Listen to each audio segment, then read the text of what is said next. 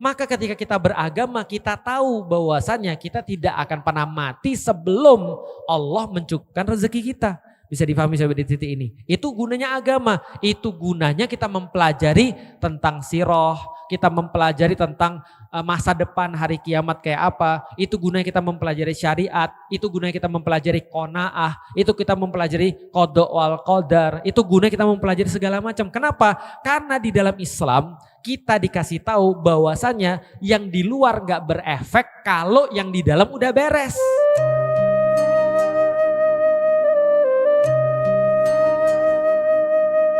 Katanya dunia ini lagi mau krisis. Jadi gimana ceritanya? Ya inilah kelakuan-kelakuan pembuka dajjal ini ya. Jadi Bapak Ibu sekalian, persis kata Rasulullah, menjelang hari kiamat itu makin banyak orang nggak tahu malu, kata Rasulullah. Jadi mereka orang yang nggak tahu malu tuh gini. Ada orang-orang zaman Rasulullah misalnya, itu kalaupun mereka maksiat, mereka masih malu. Makanya kalau mereka zina, mereka pergi keluar kota. Paham sampai di sini ya? Karena kalau zaman dulu, kalau Bapak Ibu belajar sejarah, di zaman Rasul zina sudah ada. Dan zina itu tempatnya tahu kita di mana? Di luar kota Madinah. Di luar kota Mekah. Itu ada namanya daerah-daerah tempat orang zina. Kenapa? Karena mereka tidak mau melakukan zina di depan mata orang. Jelas sampai di sini? Berarti mereka sembunyi-sembunyi atau terang-terangan ketika melakukan zina. Zaman sekarang orang-orang terang-terangan atau sembunyi-sembunyi. Sekarang ada orang berzina diwawancara, Pak. Malah bikin pengajian dia. Malah bikin kajian kan. Terus dia bilang gini, memang gua zina, setidaknya gua mengakui daripada kalian munafik. Gua tahu banyak orang-orang kerudungan berzina juga, tapi dia masih diem. Paham sampai di sini? Jadi sudahlah salah, nggak malu. Ini orang zaman sekarang. Jadi orang zaman sekarang ciri-cirinya nggak tahu malu. Makanya kata Rasulullah, menjelang hari kiamat rasa malu itu jarang. Rasa malu itu hilang. Paham maksudnya rasa malu hilang? Orang nggak merasa masalah ketika dia mengakui kejahatannya dia. Memang aku maling. Karena barang ini enak. Kalau kalian nanti ada di posisiku, bisa jadi kalian lebih maling daripada aku. Paham sampai di sini? Orang nepotisme, orang korupsi itu sudah tidak malu zaman sekarang. Termasuk nih pembuka dajjal ini Amerika, Trump. Ini barusan Amerika nyerang Venezuela. Ngambil presidennya, lalu kemudian presidennya dibawa ke Amerika, dihukum berdasarkan hukum Amerika.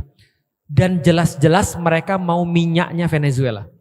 Inilah pentingnya Bapak Ibu sekalian itu bukan ngaji itu bukan cuma ayat-ayat Al-Quran. Allah minta kita, Rasul minta kita untuk ngerti kondisi global.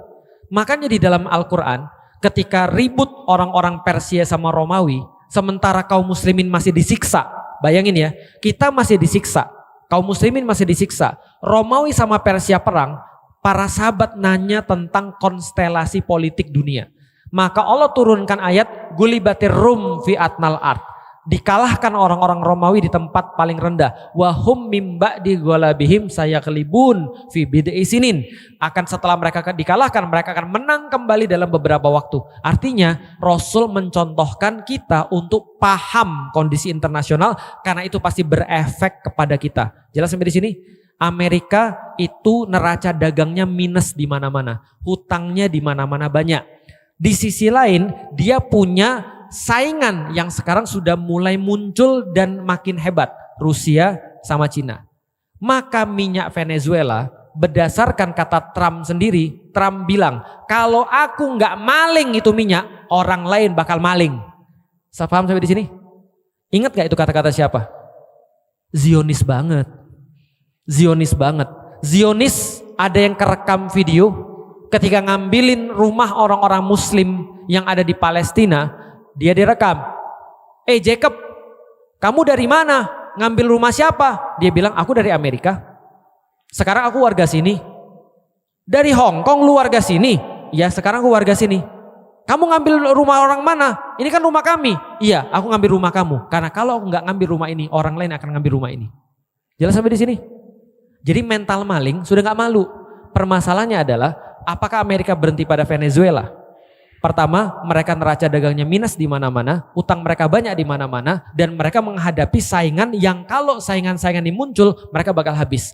Maka mereka bilang, bukan hanya Venezuela, Greenland, Kolombia, dan semua wilayah-wilayah yang lain bisa kami serang untuk kami dapatkan sumber daya alamnya. Jelas sampai di sini? Maka orang-orang bilang, kacau nih. Andaikan Venezuela sudah dihabisin, misalnya Greenland sekarang mau diambil, Eropa masa nggak bergerak? Kalau Eropa bergerak, Jerman ke sana, kemudian Inggris ke sana dan segala macam ke sana, nggak mau lagi terus kemudian taat pada Amerika, karena Eropa mikir dong, kalau Amerika ngambil semua ini gede banget dia bisa bikin pangkalan militer di sana, nggak aman dong kita. Eropa pasti nyerang. Kalau Eropa nyerang, Rusia nyerang. Kalau Rusia nyerang, Cina ikut. Kalau Cina ikut, Korea Utara ikut. Bisa difahami ya. Maka orang bilang ini krisis. Kenapa? Karena nggak ada yang pasti. Kalau terjadi perang sebesar itu, sekarang aja belum perang sebesar itu, ini udah hancur di mana-mana ini ceritanya nih. Karena orang sekarang nggak mau pegang uang lagi. Kenapa? Karena serba nggak pasti. Bisnis nggak ada yang pasti. Besok dolar nggak ada yang tahu masih ada atau enggak. Bisa dipahami sampai di sini? Oke, krisis. Kalau gitu gimana kita melihat krisis ini? Pertama, tidak ada satupun yang aman di muka bumi ini. Kalau kita merasa bahwa kita aman, itu kita sebenarnya sudah ditipu. Nggak ada yang aman di muka bumi ini. Jangankan dunia krisis, nggak krisis aja kita udah susah. Jadi paham maksudnya. Tapi kan Indonesia kan jauh, Ustadz. Itu masalahnya tuh. Indonesia nggak jauh. Indonesia tuh di tengah-tengahnya itu. Pasti nanti kita disuruh milih, mau milih blok mana? Mau milih blok Cina atau mau milih blok Amerika misalnya. Oke, kalau gitu persiapan kita seperti apa? Ada dua. Satu, persiapan keyakinan atau persiapan iman, yang kedua persiapan yang bersifat sebab akibat. Nah, untuk itulah datang yang namanya agama. Maka ketika kita beragama, kita tahu bahwasannya kita tidak akan pernah mati sebelum Allah mencukupkan rezeki kita. Bisa difahami sampai di titik ini. Itu gunanya agama. Itu gunanya kita mempelajari tentang sirah, kita mempelajari tentang masa depan hari kiamat kayak apa. Itu gunanya kita mempelajari syariat, itu gunanya kita mempelajari qanaah, itu kita mempelajari qada wal qadar, itu gunanya kita mempelajari segala macam. Kenapa? Karena di dalam Islam kita dikasih tahu bahwasannya yang di luar nggak berefek kalau yang di dalam udah beres. Paham sampai di sini? Tapi kalau di dalam nggak beres, itu semua bermasalah di luar. Orang bilang makanan apapun jadi nggak enak kalau lidahnya udah sariawan. Jelas maksudnya. Nah, tapi kalau kita misalnya sudah bisa beres diri kita, kita insya Allah akan menghadapi yang lain itu lebih mudah. Jelas sampai di sini? Pertanyaan sederhana. Apakah krisis yang mungkin terjadi besok itu adalah krisis yang paling parah? Enggak. Nanti kata Rasulullah, ketika nanti Dajjal mau datang, itu kata Rasulullah, semua orang-orang di muka bumi, termasuk orang beriman, ngelihat saudaranya mati, kemudian dia bilang gini, boleh nggak kita bertukar tempat? Apa maksudnya? Dia pengen mati, gantiin orang yang mati itu.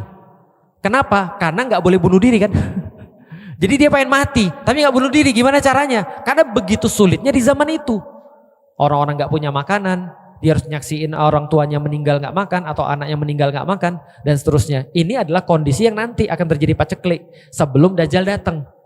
Bayangin ketika Dajjalnya datang pas orang nggak punya makan, kira-kira gimana?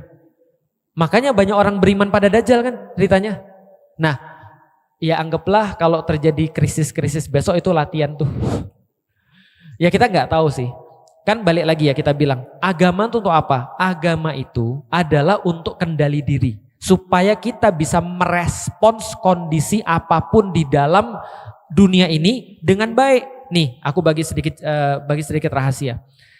Kata Rasulullah, kalau nanti Dajjal datang, surat apa yang kalau dihafal kita selamat dari Dajjal?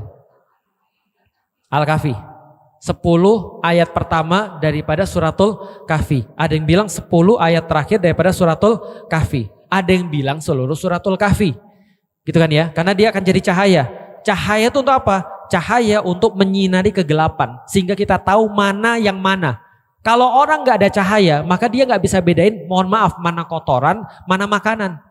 Tapi kalau ada cahaya, dia bisa lihat, oh ini makanan, ini kotoran, bisa difahami ya. Nah, maka cahaya itu adalah untuk membedakan tipu daya. Coba lihat, Kisah yang terkenal dalam Suratul Kahfi adalah Ashabul Kahfi. Setelah Ashabul Kahfi ada kisah Zulkarnain. Ibu-ibu dan bapak-bapak tahu kenapa kisah Ashabul Kahfi dan Zulkarnain itu dikasih tahu sama Allah? Ada yang tahu kenapa? Aku kasih tahu ya. Ada orang Yahudi didatengin sama Quraisy. Quraisy ini sebel banget sama Rasulullah. Kenapa? Debat selalu kalah. Gak pernah menang dia debat sama Rasulullah. Maka dia tanya sama orang Yahudi. Kamu kan ahli kitab? Iya. Kamu berarti tahu kan tentang apa yang terjadi di dunia ini? Kan kamu ahli kitab? Iya. Kamu tahu cerita-cerita tentang dunia ini kan? Tahu. Kamu bisa gak buat aku menang sama Muhammad dengan satu kisah yang dia gak tahu? Karena dia tuh pembohong. Dia pasti nggak tahu semua hal yang terjadi di dunia ini. Tapi kan kamu kan ahli kitab, kamu tahu. Zaman dulu buku nggak banyak. Zaman dulu nggak ada internet. Zaman dulu orang yang punya informasi dikit dan terbatas. Maka Yahudi bilang sama orang Quraisy, gini cara membuktikan dia benar atau nggak benar. Tanya sama Muhammad tentang pemuda-pemuda yang menyelamatkan imannya. Yang kedua, tanya tentang raja yang menguasai timur dan barat. Dia bilang gitu. Yang ketiga, tanya tentang ruh. Oke, ditanyainlah pada Rasulullah. Itu yang mengakibatkan keluarnya ayat tentang Ashabul Kahfi dan Zulkarnain. Dua cerita ini sama pengen menyelamatkan iman di masa krisis. Satu, Ashabul Kahfi, krisisnya gara-gara kerajaan Romawi yang mau bunuhin setiap orang-orang yang beriman pada Allah di zamannya Nasrani pada saat itu, zamannya Isa Al-Masih.